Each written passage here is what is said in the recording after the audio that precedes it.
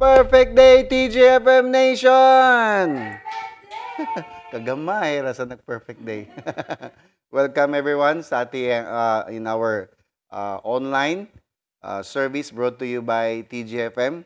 And those who are joining today, we welcome you sa mga facilitators, sa mga hosts, good job. And those who are joining for the very first time, we acknowledge you and we declare and pray that your portion will be received today and you will be surely blessed. All right, so as we continue with our series, especially in the book of Revelation, we know and we have tackled that chapter 1 presents the Lord's attributes, characteristics, in various ways for us to understand who the Lord Jesus was, who the Lord Jesus is, and who is to come. Again, we need to know more of Him and it's important na hindi lang natin siya, hindi lang tayo naniniwala on Him, but to really know Him. So it's important not only to believe in Him, but to really know more of Him. So it's important again to understand who He was and what He had done for all of us so we may know what to do and what needs to be done before His coming. So again, sa mga previous na lagi-lagi namin sinasabi, when the Lord comes, alam natin that it will be different. We know that in the book of Revelation, John saw Jesus' appearance in heaven totally different from Jesus or from the Jesus on earth. So hindi na siya pareho. And it's important na maintindihan natin na He is coming not to save us, but to judge us.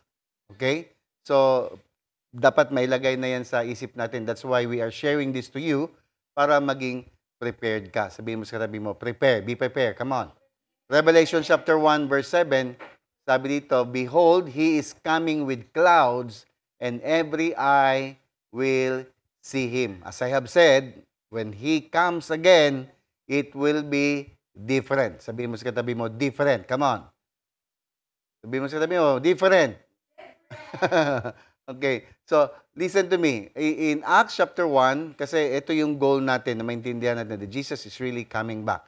In fact, in Acts chapter 1 verse 11, the angels who stood beside the disciples while they were watching Jesus ascending back to heaven, may sinabi yung dalawang angel. Sabi niya, the same Jesus who was taken up from you into heaven will so come in like manner as you saw Him go into heaven. So, Jesus is really coming back. Kaya lang, sabi dito, but when He comes riding a white horse.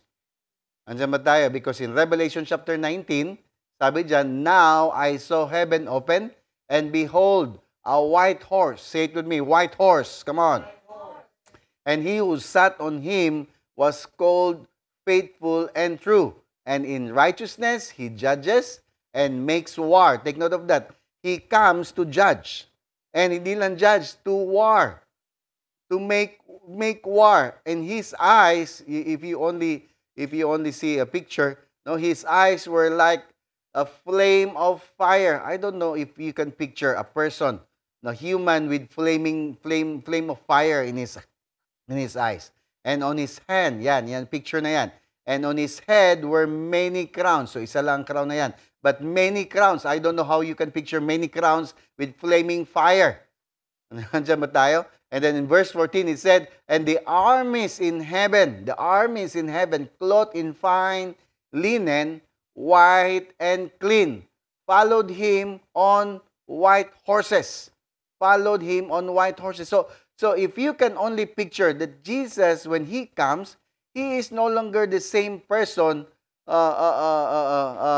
years when He ascended, because when He ascended back to heaven, it was totally different. But when He comes again, He comes with clouds. Clouds means witnesses, with people, and His armies in heaven, clothed also in fine linen, white and clean, followed Him on white horses. In verse 15 it says, now out of His mouth goes a sharp sword. Wow. And that with it He should strike the nations, and He Himself will rule them with a rod of iron. This is why John introduces the Lord clearly who He was and how awesome His deeds for us so that, tanungin niyo ko, bakit? So that we will truly know who we are in His eyes and what He had made us to become. Intindihan niyo ba ako? Okay? Kaya sa chapter 1, kaya medyo magtagal tayo dito sa chapter 1, kasi kailangan ma-introduce properly who Christ is, who He was, and who He is, and who He is to come. Kailangan natin maintindihan kasi kung wala tayong perspective about who He is and what He had done for all of us, then ang mangyayari, reading the book of Revelation, will become scary for you. Kaya maraming mga tao ayaw magbasa ng book of Revelation because they think it's a bit scary. Parang katakot man to because you don't know who Christ is. Kasi kung kilala mo talaga si Lord, hindi ka matatakot. In fact, excited ka. Andiyan ba tayo? Okay, let's look at this. Revelation chapter 1, verse 5 and 6. And from Jesus Christ, the faithful witness, take note of that, Jesus was the faithful witness, the firstborn from the dead. Yan ang pag-usapan natin last week. Okay, firstborn from the dead, Necros and Thanatos. Remember, right? Last week yan. And today, we will highlight this. And the ruler over the kings of the earth, to Him who loved us and washed us from our sins in His own blood. Imagine mo kung ano ginawa niya for us. Love us and wash us from our sins. And has made us. What? Made us kings and priests to His God and Father. To Him be glory and dominion forever and ever. Imagine mo, nakita niyo ba yun? How John was overwhelmed by the revelation of who Jesus is and what the Lord had accomplished for all of us in the last 5, kung tingnan mo yung first five verses pa lang, no? Yung verses 5 and up to 6, no, grabe na yung pag-praise sa kanya kasi he knew, nakita niya si Lord kung sino siya before and anong nakita niya in the realm. Are you there? So that's why he broke out with spontaneous praise and worship in giving glory to God. Ito na-realize ko talaga. Ang pag-glorify, ang pag-give glory and honor to someone is easier when you yourself experience it. Alam niyo ba yon? Mas madali mag-praise, mag-worship, mag-give glory to the Lord, no? If you yourself experience it. That's why Pastor Benny Hinn said it's easier to praise God than to worship God because you can be praising God without any experiences and revelation of Him. But you cannot worship God without experience and revelation of Him. Sometimes yung praise natin kasi, no, sabay lang sa tama, kaya nag-praise yung iba, kaya praise ka rin. Pero ang pag-worship, ang pag-giving honor and glory, it's totally different. You cannot do that without experiencing Him personally. Are you following? So John had experienced himself being loved and understood what love is all about. John had understood what it is to be washed and being cleansed by the blood. Naintindihan ni and then you look at John chapter 3, 1 John. No, John always talks about the blood, talks about the love. No, so he experienced that. He had also witnessed how Jesus demonstrated His power and authority as king and served God as priest. John had a revelation that Jesus didn't not only wash us from our sins by His own blood, but Jesus also has made us kings and priests because he himself, John, experienced all these things. Kaya he could not stop praising and worshiping our Lord Jesus Christ. So Jesus is the ruler over the kings of the earth and He made us kings and priests of His God. Ang tanong ngayon, anong ibig sabihin yan para sa atin? Andiyan ba tayo? Tingnan mo ngayon katabi mo. Hindi mo kilala yan. King yan. Sabihin mo sa kanila, you are king. Come on. Sabihin mo sa katabi mo, you are a king. You are a priest. So we don't want to be, I don't want to sound religious here, no? Kasi pag sabihin mo priest, pare. No. Priest is simply representative. Okay? But kings, this is what I want to highlight today. Kasi dapat maintindihan natin dapat kung sino tayo. We need to remember the very first time Christ came. Because Jesus, He comes not only, when He came 2,000 years ago, He did not come only to save us from sin. If you remember, He also introduced to us His kingdom here upon the earth. And He simply introduced the kingdom of God and talked about it and gave us a picture of what it's like and how it works here on the earth. Kaya ito isa to sa mga series na magstay muna tayo for a while to understand why we are called kings. Why Jesus became the ruler of all the kings of the earth and He made us kings and priests. Bakit? Sino ba talaga tayo? Tingnan mo yung katabi mo. Sabihin mo sa kanya, you are a king. Come on. Yeah, so now the question is, why do we talk about Jesus coming the first time, or Jesus coming the first time, and He's coming again the second time? Why? Tanungin niyo ko bakit? Ano ibig sabihin? Ano ang mga purposes ng coming ni Lord? He came the first time and then He's coming again? No? Have you ever asked that question? Ano ba ibig sabihin sa lahat ng mga yan? What really had happened back then? Kailangan bakit siya dumating? Why Christ came? We should ask that question. Bakit nga ba? Kasi ang religion, sinasabi lang nila na dahil nga may kasalanan tayo, may nagawa tayong kasalanan, we commit treason, we fall into sin. Then that's the reason why Christ came. I'm telling you, it's not only that. Okay? There's more behind committing treason. In fact, yung ginawa ni Adam na pag-disobey kay Lord or kay God, made us nawala talaga tayo sa ating original state. And this is the reason why Christ needs to come to bring us back into our original position. So this is not just about being religious about it, na lagi na lang tayo magre-repent dahil sa mga kasalanan natin. Alam mo yung resulta ng kasalanan, it's because, tanongin niyo bakit? Dahil hindi mo kilala sarili mo. Bakit may mga nagagawa tayo hindi tama? It's because we don't know who we are. Kasi kung kilala mo sarili mo, gagawin mo ang nararapat.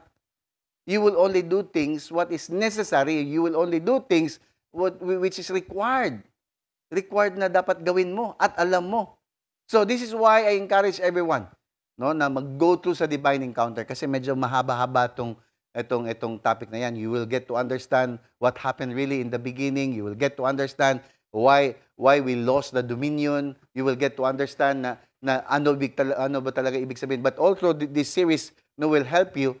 But if you want to really go to understand deeper, I suggest na mag-join kayo ng divine encounter. We will be having another schedule probably in 3 months' time. Kasi bago lang naman tayo nag-DE.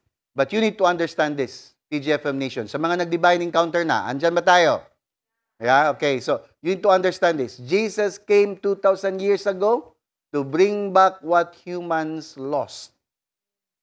Para ibalik ang nawala sa atin. Kasi may nawala. May nawala. Matthew 18, verse 11, Jesus said, "For the Son of Man has come to save that which was lost." Ano ba ang nawala?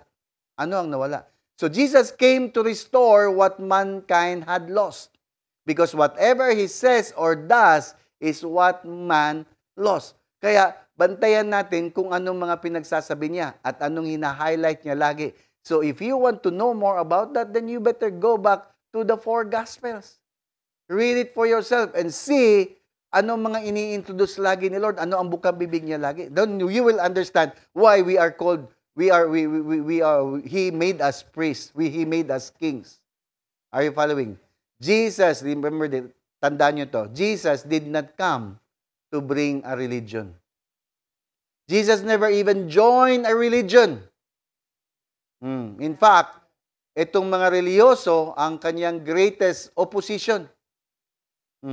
Pero, Jesus was called a friend of sinners. They love Him. In fact, yung message ni Lord was never a religion. Andiyan ba tayo? Are you there? So, it's not about religion. Tell somebody, it's not about religion. Come on.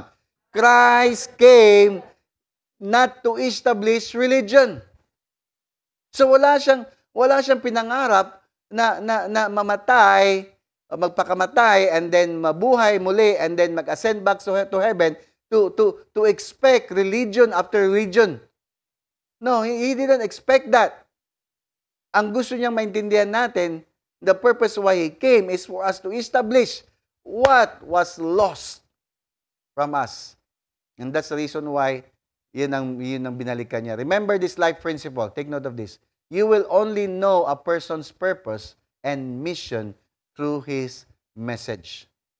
You will only know a person's purpose and mission through his message.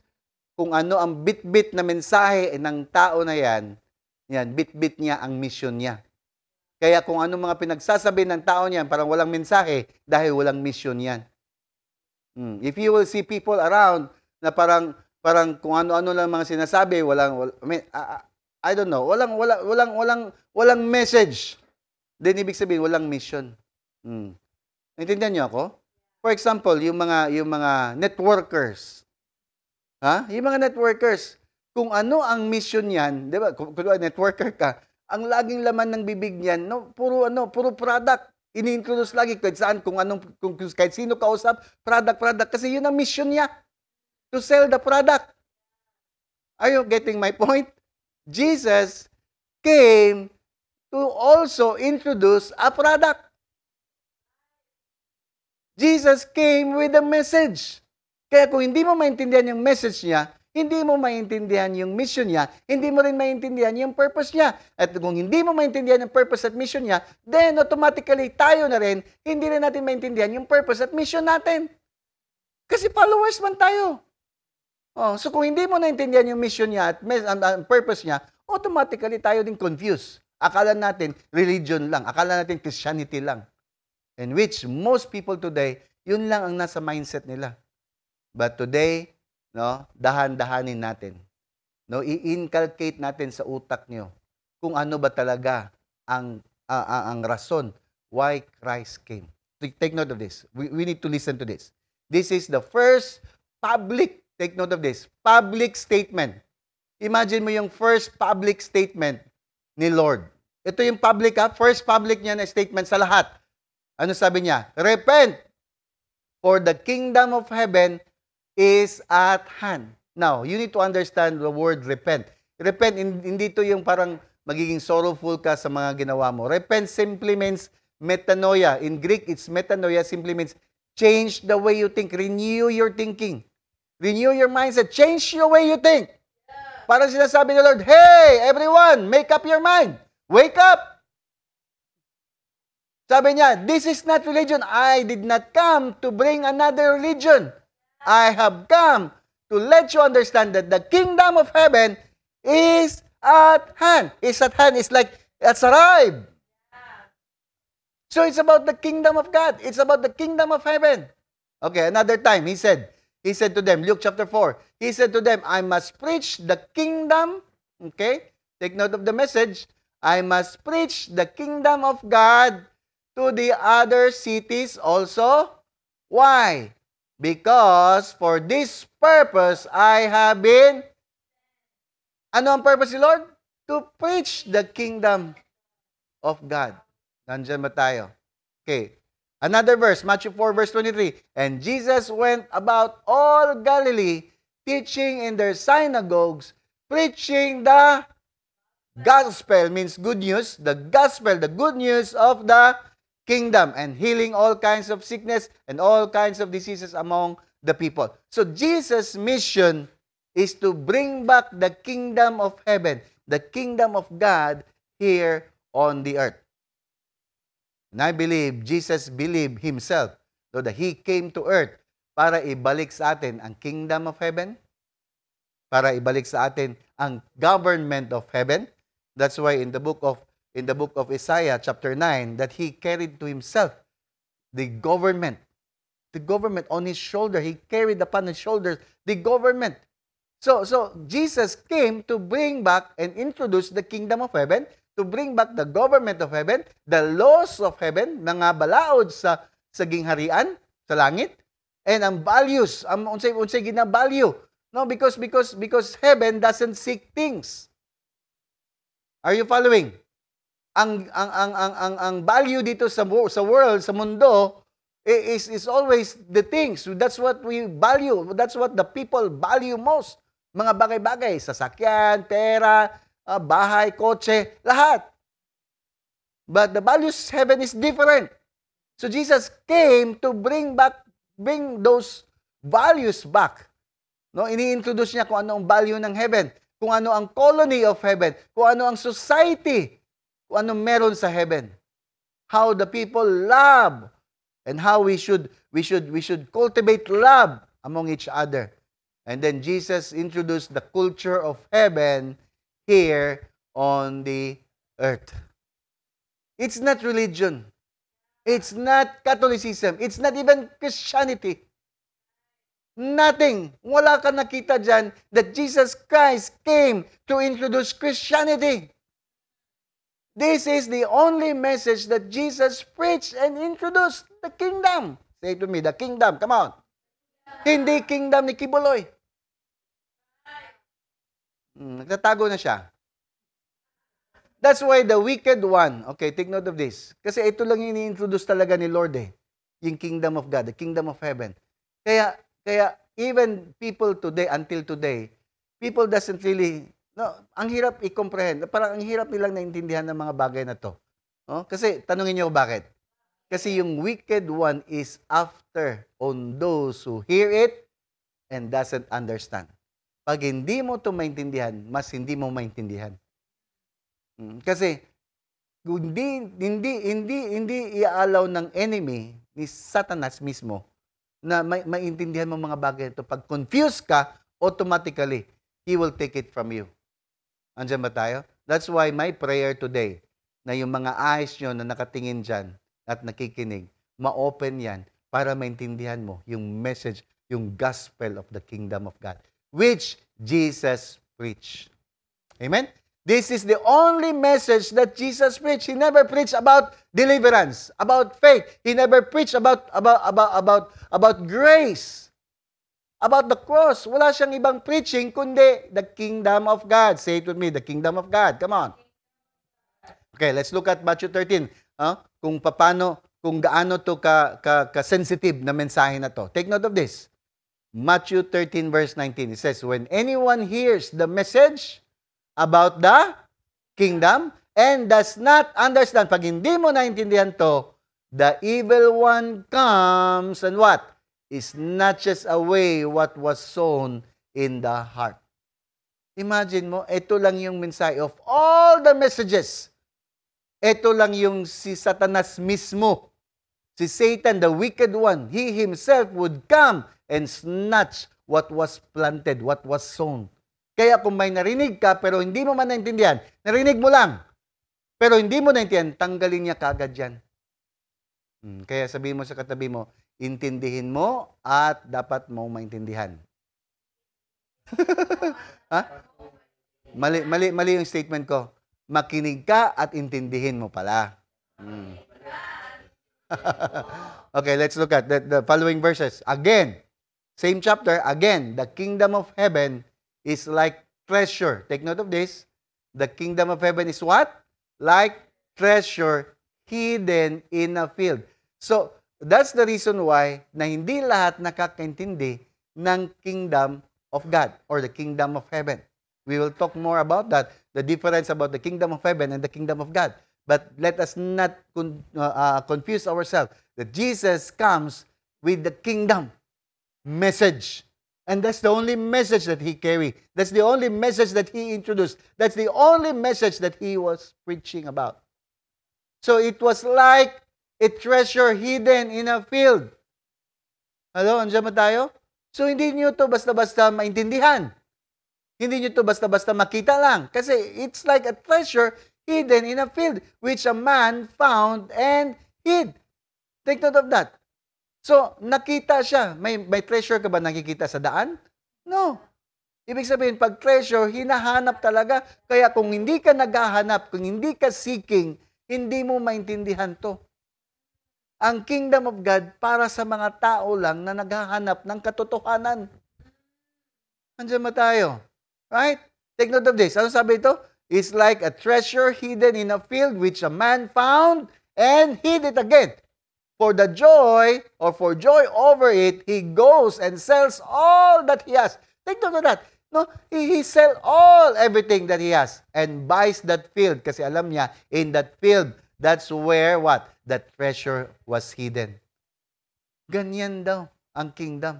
So, precious siya. Andiyan ba tayo?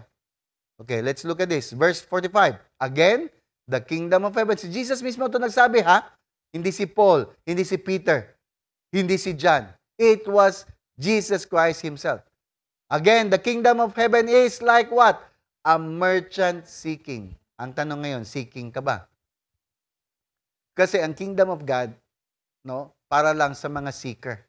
Yung mga naghahanap, yung mga alam mo yung yeah, you are in religion pero alam mo kulang. Alam mo na meron pa. So just like us before, no? Alam ko, yes, I'm already a pastor. Yes, I'm already preaching the word. I'm already helping other people. Pero something is kulang. Parang meron pa. Until I discover it. Until I realize, wow, this is it. Ito pala. It's all about the kingdom. Come on, tell somebody. It's all about the kingdom. Come on. Ang problema natin, tayo na, especially mga Pilipino, meron tayong wrong concept about the kingdom. Dahil nga, inabuso to masyado ng mga kapwa natin na Pilipino. Hindi lang naman tayo, ibang in other nation also, no, there are people who claim to be in the kingdom and yet proclaiming themselves to be king also. Pero hindi biblical. But let's look over on this. Let's embrace this. Because this is the kingdom that Jesus wants us to embrace. And this is only for those who are seeking. Sabi ni Jesus, the kingdom of heaven is like a merchant seeking beautiful pearls. Seeking beautiful pearls. Seeking what? Beautiful pearls. Who, when he had found one pearl of great price, went and sold all that he had and bought it.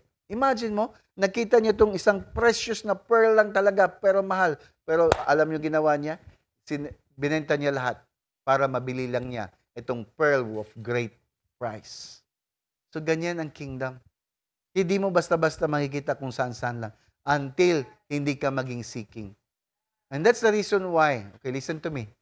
That's the reason why pagdadaanan natin yung hirap sa buhay para magkaroon tayo ng chance to seek the Lord. Mapapansin niyo ba? Hindi ka man makikinig sa akin ngayon kung wala ka na pagdaanan. Hello, are you there? At saka hindi lahat ng mga seeker also makakaintindi ng kingdom of God. Kaya, you need to keep seeking. Hindi pwede, dahil nakilala mo na si Lord, na-encounter mo, lalo na sa inyo, mga nakadiin na, ang akala mo okay na, malayo pa. We are just in the tip of the beginning, not even to the tip. Nag-uumpisa pa lang tayo. And we should learn more, we should know more, and we should get revelation more. Are you following? Andiyan ba tayo? When he had found one pearl of great price, anong ginawa niya? He went and sold all that he had and bought it. Kaya, kung naintindihan mo that you are now in the kingdom of God, dapat ma-forsake mo na lahat para mag-focus ka in His kingdom. Andiyan ba tayo? Ano ibig sabihin nito, Pastor? Mag-focus ka. Wala kang dapat i-prioritize, kundi yung proseso mo, maintindihan mo yung purpose mo sa buhay. Because the kingdom of heaven, the kingdom of God, is ang attachment na, ang naka-attach dyan, is yung purpose ng buhay mo. Are you getting me? Are you following? Ang kingdom of God, ang kingdom of heaven, ang government of heaven, ang culture, ang values of heaven, that's where your purpose is attached. Pag hindi mo naintindihan ang kingdom of heaven, ang kingdom of God, ang values of God, ang values of heaven, then mahihirapan ka to discover your purpose. That's why mag-process ka. Sabihin mo sa katabi mo, mag-process ka. Come on. I-prioritize mo yung proseso mo. Dahil ang kingdom of God, masyadong malawak, malalim. Hindi mo maintindihan sa isang setup lang at sa isang upuan lang. That's why Jesus said, take note of this, Jesus Himself, sabi niya, but seek first the kingdom of God and what? His righteousness, and all these things shall be added to you. Ano sabi ni Lord? Seek first. The word seek means what? Prioritize. Put it first. First things first. Ano yung first things first? The kingdom of God. Not your business, not your career, not your employment, not your wife, not anyone. The kingdom of God first. Are you following? And then, His righteousness. Yung right standing mo with our God, with our source.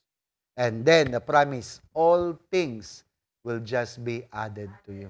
So we are not called to pursue things. We are not called to seek for things of this world. Our priority is to seek first the kingdom of God and His righteousness. And then the promise, all things will just be added. So if you want to be set free from worry, then seek the kingdom of God first. Kasi, bakit stress ang mga tao ngayon at worry? Tanungin nyo bakit? Dahil pinupurso nila ang mga bagay-bagay na nasa world. Na ang sabi ni Lord, wag yan. Ang isik mo una is ang kingdom of God and His righteousness. So that all things, sabihin mo sa kanabi, all things, come on, will just be added to you. Kaya sabi ni Lord sa 34, therefore, do not worry about tomorrow, for tomorrow will worry about its own things. Sufficient for the day is its own trouble. Huwag mo nang problemahin yung problema ng bukas. Unahin mo ang kingdom ni Lord, ang gingharian, ang purpose ng Lord sa buhay mo. And the promise is all things will just be added. Do not worry, but seek the kingdom of God. Amen? Let me pray. Father, we thank you and praise you. Salamat, Lord, for another time of impartation, another time, Lord, inculcating, Lord, these treasures, Lord, that are hidden for decades, for years, for centuries. Now, Lord, revealed to us so that we can also share it to others. I declare today that every eyes will see, are open, oh God, to see the reality of what you want them to understand, what you want them to embrace. I declare, Lord, that starting today, Lord, their eyes and their hearts and their longing and their desires, Lord, will be yielded towards your desires for all of them. Lord, na ang goal ng lahat, Lord, magmula ngayon, is to really prioritize you, prioritize your purpose, your kingdom, your values, prioritize, Lord, the process for them to know more about your kingdom, about your purpose, about your will.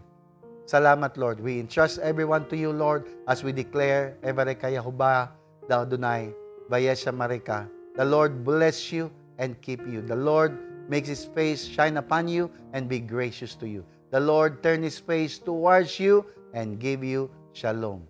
Nothing is lacking, nothing is missing, no, nothing is broken. All is well. The works of your hands is blessed, and that blessing adds no trouble to it.